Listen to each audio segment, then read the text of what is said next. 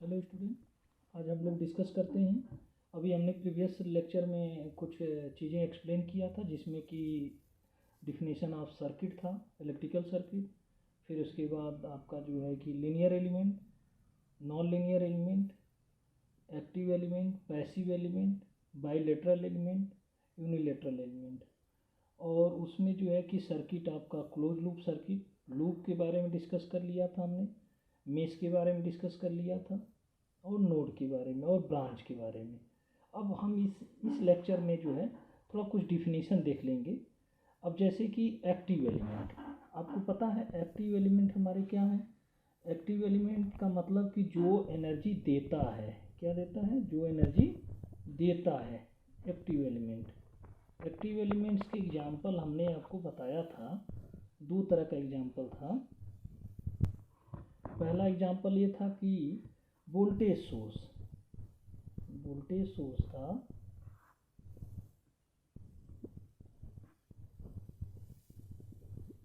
और दूसरा हमारा एग्जाम्पल था करंट सोर्स का।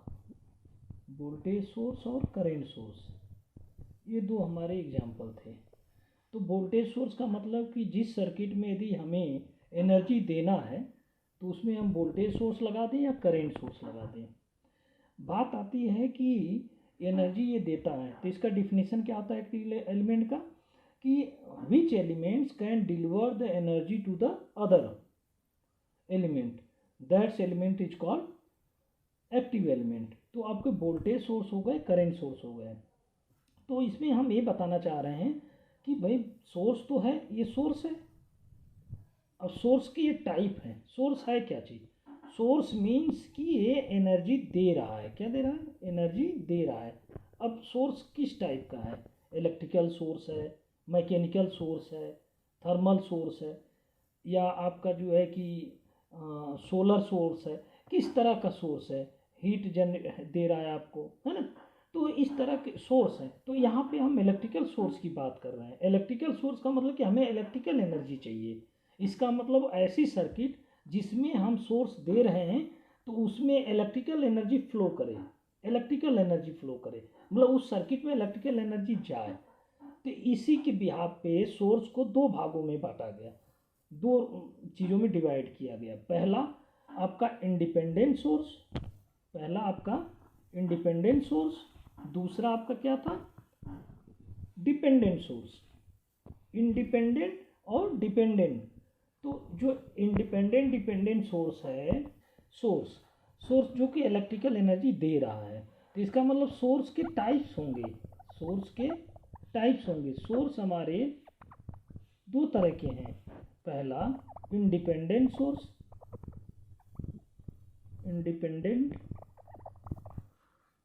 इंडिपेंडेंट सोर्स,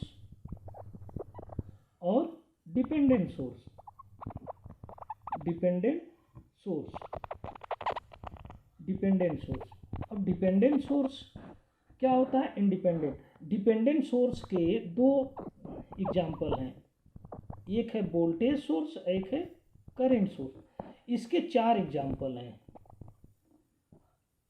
इसके current control, current source, current control, current source, मतलब current control current source, current control voltage source, voltage control voltage source, और आपका वोल्टेज कंट्रोल करंट सोर्स।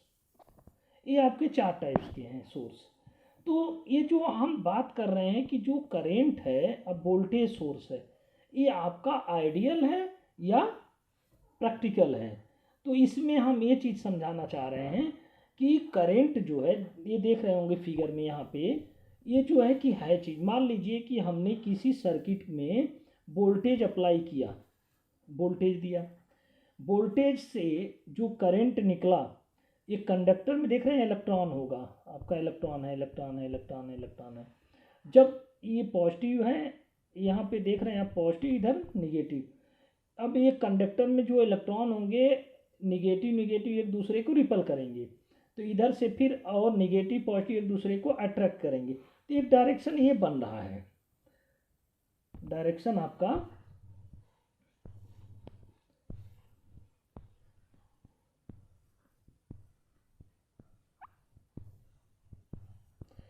देख रहे होंगे कि एक डायरेक्शन हमारा जो है कि इलेक्ट्रॉन का जो फ्लो है, direction of flow of charge, वो इस डायरेक्शन में है। किस डायरेक्शन में है? जिधर में इधर से इस डायरेक्शन में आपका जा रहा है। ये है flow of charge, direction of flow of charge है ये चीज़ें हैं, ठीक है। अब बात आती है कि करंट का डायरेक्शन क्या है, मतलब ये है क्या चीज़, ये कैसा करंट है, इसको बोलते हैं इलेक्ट्रिक करंट। मतलब करंट टू टाइप्स का, यदि किसी सर्किट में या किसी कंडक्टर में हम करंट देते हैं तो इसका मतलब कि करंट दो तरह का हो रहा है। एक इलेक्ट्रिक करंट हो रहा है, इलेक्ट्रिक करंट, और एक होता है कन्वेंशनल करंट। ये कन्वेंशनल करंट, कन्वेंशनल मीन्स कि ये depending on the voltage source, depending on the voltage source. इसका मतलब जो कन्वेंशनल है वो किस तरह का है, उसका डायरेक्शन क्या होना चाहिए, तो उसका जो डायरेक्शन है आप देख सकते हो कि जिधर ये कहते हैं कि ये आप यदि मान लीजिए कि हम वोल्टेज सोर्स ले रहे हैं, तो एक प्लेट है निगेटिव, एक प्लेट है चार्ज, ये निगेटिव चार्ज, पॉजिटिव प्लेट है, ये निगेटिव प्लेट, मतलब कि ये हायर पोटेंशियल पे है, ये लो पोटेंशियल पे। तो जो करंट का डायरेक्शन होता है, लोग कहते हैं हायर टू लोअर पोटेंशियल, मतलब इधर से इधर, ठीक है। इसका मतलब कि यदि वोल्टेज सोर्स के अकॉर्डिंग देखा जाए हायर टू लोअर पोटेंशियल, तो करंट का डायरेक्शन ये हो रहा है सर्किट में। तो इस करंट को क्या बोलेंगे? Conventional current. क्या बोलेंगे? Conventional current. देखिए यहाँ पे कन्वेंशनल करंट हो गया, इलेक्ट्रिकल करंट हो गया। मतलब क्या है, जो करंट है वो डिपेंड ऑन द चार्ज। यदि electric current depend on the direction of charge और conventional current depending on the potential, मतलब दैट इज वोल्टेज डायरेक्शन। तो ये आपका पॉजिटिव और निगेटिव जो डायरेक्शन है, मतलब हायर टू लोअर पोटेंशियल, ये है आपका कन्वेंशनल। तो हम अक्सर सर्किट में कौन सा लेते हैं डायरेक्शन? कन्वेंशनल करंट लेते हैं, डायरेक्शन हमेशा पॉजिटिव टू हायर पोटेंशियल लेते हैं। अब हम बात कर रहे थे कि करंट सोर्स टू टाइप्स के हैं, एक होता है डिपेंडेंट करंट सोर्स, एक होता है इंडिपेंडेंट, एक होता है डिपेंडेंट करंट सोर्स, ठीक है। तो इसमें तो आपको समझ में आ गया होगा कि करंट, कन्वेंशनल करंट क्या होता है, इलेक्ट्रिक करंट क्या होता है। इलेक्ट्रिक करंट जो है हम सीधा सीधा direction of flow of charge कह सकते हैं, और जो कन्वेंशनल करंट होता है वो आपका डायरेक्शन ऑफ पोटेंशियल कह सकते हैं, ठीक है। अब आते हैं हम जो है नेक्स्ट, यहाँ पे देखिए आइडियल की बात किया है। आइडियल करंट क्या है, प्रैक्टिकल करंट क्या है। तो आइडियल करंट का मतलब कि यदि मान लीजिए आपका ये लोड है, ठीक है, और यहाँ आपने करंट दे दिया, क्लियर, करंट सोर्स आपने IS दिया, ये आपका RL लोड है। तो ये करंट टोटल ये मतलब IL इक्वल टू IS हो जाए, क्या हो जाए, IS equal to IL equal to IS हो जाए। मतलब जितना करंट हम सर्किट को दे रहे हैं वो सारा का सारा करंट लोड के थ्रू जा रहा है, कहीं मतलब लॉस नहीं हो रहा है, कहीं उस करंट का और जगह जा नहीं रहा है। तो ऐसे करंट को बोलते हैं आइडियल करंट। तो इसका ग्राफ यदि खींचा जाए तो आप देख सकते हो कि वोल्टेज, लोड वोल्टेज है, ये करंट है, ये IL करंट है, जो सोर्स है वो IS इक्वल टू IL है, देख रहे हैं। अब बात करते हैं प्रैक्टिकल वोल्टेज की, प्रैक्टिकल करंट की बात करते हैं। किसकी बात करते हैं? प्रैक्टिकल करंट की बात करते हैं। यदि प्रैक्टिकल करंट में देखा जाए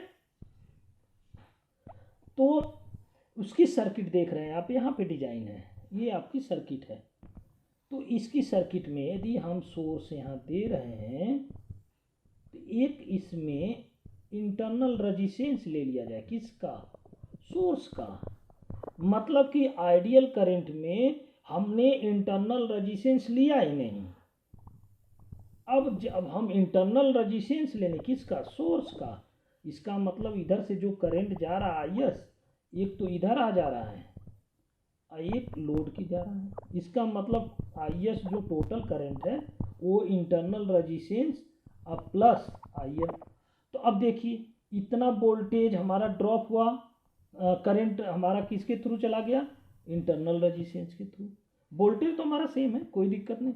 यदि हम ग्राफ खींचें वोल्टेज, लोड वोल्टेज और लोड करंट के बीच में, तो मान लीजिए हमने आई एस दिया इतना, तो हमको क्या आई एल उतना मिलेगा, नहीं, आई एल हमारा इतना ड्रॉप हो जाएगा। तो ये जो आई एल ड्रॉप हो रहा है इसी को बोलते हैं प्रैक्टिकल करंट। मतलब किसी भी एलिमेंट को यदि हम सोर्स अप्लाई करते हैं, किसी भी सर्किट में सोर्स देते हैं, करंट सोर्स देते हैं, तो जो करंट जा रहा है यदि लोड के थ्रू यदि टोटल करंट आ जा रहा है, इसका मतलब कि वहाँ पे इंटरनल रजिस्टेंस कंसीडर नहीं हो रहा है, किसका, सोर्स का। लेकिन जब इंटरनल रजिस्टेंस कंसीडर हो जाए किसका, सोर्स का, तो उस समय हमारा जो है प्रैक्टिकल करंट कहा जाएगा। क्या करंट कहा जाएगा, प्रैक्टिकल करंट कहा जाएगा। अब आती है वोल्टेज सोर्स। वोल्टेज सोर्स आप देख सकते हो, वोल्टेज सोर्स का है, ये भी ideal voltage source, practical voltage source. तो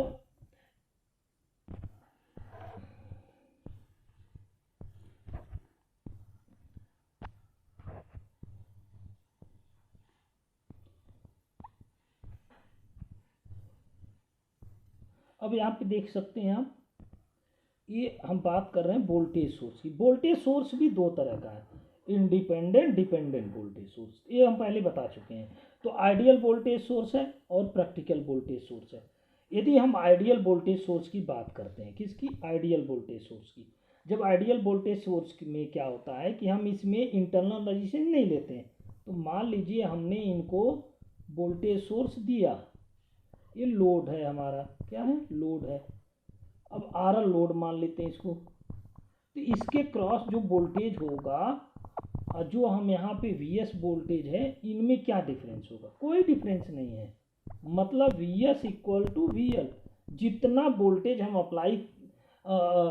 अप्लाई कर रहे हैं लोड के क्रॉस, उतना वोल्टेज लोड के क्रॉस मिल रहा है। मतलब मान लीजिए कि हमने 220 वोल्ट सप्लाई दिया, तो लोड के क्रॉस भी 220 वोल्ट मिल रहा है। इसका मतलब यहाँ पे इंटरनल रजिस्टेंस नहीं है, इसका मतलब ये आइडियल वोल्टेज सोर्स है। इसका यदि ग्राफ बनाया जाए तो इसका मतलब क्या होगा कि अब यहाँ पे करंट तो सेम रहता है भाई, सीरीज कनेक्शन है। यहाँ पे वोल्टेज सोर्स की केस में हम सीरीज कनेक्शन करते हैं, ठीक है। इसका मतलब कि हमारा जो बेस पे है करंट है, लोड के क्रॉस जो करंट है वो सेम रहेगा। अब वोल्टेज हमारा ये है लोड के क्रॉस, मान लीजिए हमने वी एस दिया, तो जो वी एस है वो वी एल के बराबर हो, ये ग्राफ है। इसका मतलब यहाँ पे वोल्टेज हमारा ड्रॉप नहीं हो रहा है, ठीक है। अब बात आती है कि प्रैक्टिकल वोल्टेज में क्या होता है। तो प्रैक्टिकल वोल्टेज में भैया वोल्टेज ड्रॉप होता है। क्या होता है, वोल्टेज ड्रॉप होता है, ये है प्रैक्टिकल वोल्टेज। तो प्रैक्टिकल वोल्टेज में हम जो है इंटरनल रजिस्टेंस कंसीडर करते हैं, किसका, सोर्स का। ये इंटरनल रजिस्टेंस है, ये लोड है, ठीक है, ये लोड है हमारा आर एल, और ये internal resistance of the source है, तो वी एस है। अब बताइए यहाँ पे जो करंट जा रहा है आई, टोटल इस लूप में घूम रहा है, तो इसका मतलब यहाँ पे जो वोल्टेज होगा वो वी एल होगा। लोड के क्रॉस जो वोल्टेज होगा वो वी एल मान लेते हैं, और इसके क्रॉस जो वोल्टेज वी एस मान लेते हैं या वी मान लेते हैं, ठीक है, वी वन। तो V S source voltage equal to V S plus V one और प्लस वी एल। तो इतना वोल्टेज ड्रॉप हो गया across the internal resistance. तो अब जो ग्राफ बनेगा वो क्या होगा,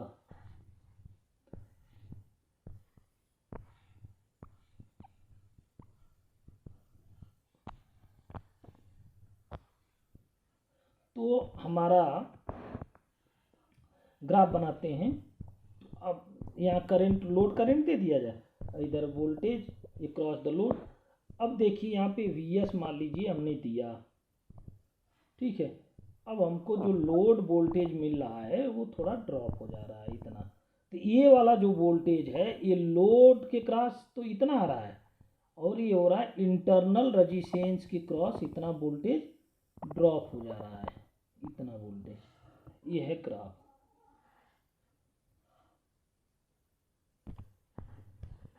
अब नेक्स्ट लेक्चर में हम डिस्कस करेंगे